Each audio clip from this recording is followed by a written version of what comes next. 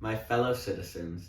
It is the holiday season once again, and I come to you with our annual New Year broadcast.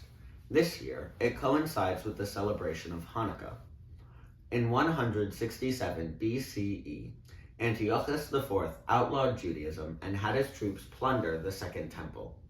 However, 3 years later, in 164 BCE, a revolt was led by Judah Maccabee. This event gave rise to two miracles celebrated during Hanukkah.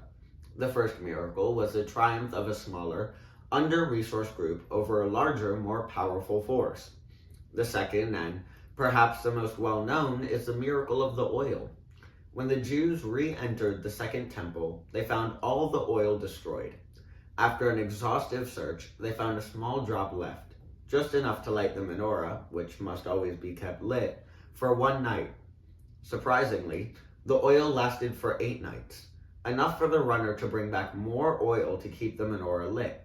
It is for this reason that Hanukkah is often referred to as the Festival of Lights. Let us reflect on the first miracle. Many of you listening have worries about the future. Some of you feel hopeless, wondering, what can I do? I'm just one person. To you, I say this. Every person can impact this world. Every person can leave their mark and start their legacy. Lavinia started with one person, and now we are 50. Judah Maccabee was one person, yet he led a revolt against a mighty empire and won. Never doubt yourself, for every person has a potential to be great. Do not forget about community and family either. You will never be without someone on your side, for no matter your race, religion, ethnicity, background, or sexual orientation, we are human, and we are Levinians. Now, return to the topic of lights. In difficult times, when the world feels dark, each of us has the power to be a light for someone else. Hashem does not measure a person by their wealth, but by the kindness they show to others. This year, I had my bar mitzvah. Yes, I know, it's quite late, but I did it nonetheless. Throughout my journey, I've been blessed to receive support and kindness from friends and family, reminding me of the kindness that is a significant part of my Torah portion, Hayei Sarah. There are many examples of kindness in Hayei Sarah, but the important thing to know is that this portion is filled with acts of Gimalut Chasadim, loving kindness. Throughout my life, I have tried to live by this principle, helping where I can, even in small ways, whether it's holding the door for someone, offering a helping hand, or simply being there for my friends when they need someone to lean on. These acts matter. Even if I joke around often, I always try to be there when it matters most. It does not cost anything to be a good person. Together, united, setting aside our differences, we can achieve greatness. This upcoming year, I will strive to make Lavinia and the Commonwealth even greater.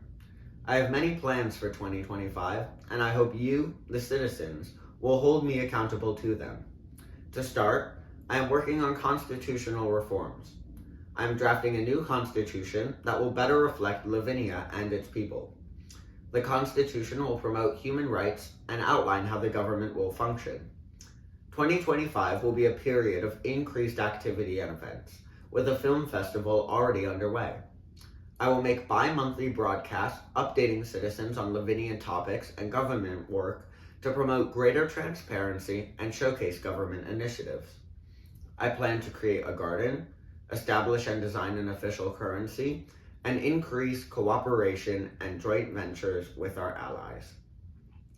I am also pleased to announce that in May, I became the king of Sekatog, a micronation on Long Island. As many know, I have deep personal ties to Long Island and the micronational community there. Sekatog, unlike Lavinia, isn't a sovereign state.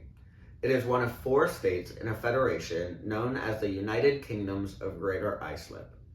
While not a sovereign state in its own right, Sekatog is a unique opportunity to demonstrate how the Levinian community includes more than just Lavinia. To Greater Islipians in Sekatog, I extend my hand in friendship and warmly welcome you into the Levinian family of states I reign over.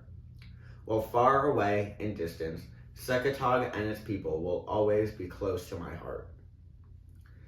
In other news, the South Carolina State Board of Education has been attempting to ban books from middle and high school libraries. Some books they attempted to ban include classics like Romeo and Juliet, 1984, and To Kill a Mockingbird.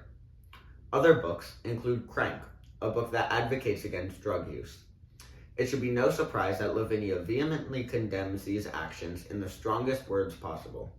I have already sent 3 documents to the state board urging them not to make these foolish decisions and to listen to the students they represent.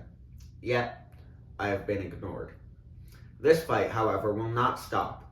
Our Consul General in Columbia has agreed to try and speak at these board meetings, trying to get our voice heard. Lavinia will support the community, and an active role in the community we will take. We have already hosted an art gallery, proving our commitment to protecting the arts. Additionally, we are organizing a film festival in cooperation with a local high school. Lavinia is a community of dedicated and skilled people, and we will continue to assist the local community in ways we can. Cooperation is key, and humanity truly flourishes when we come together. To those who celebrate, I wish you a Merry Christmas, Happy Hanukkah, or Happy Kwanzaa. To everyone, I wish you a Happy New Year. May your future be bright and prosperous. I leave you all with one final message. Be the light and change you wish to see in the world, and never underestimate your abilities. One person is all that is needed to start a chain reaction. God bless Lavinia, and happy holidays. Vivat! Vivat! Vivat!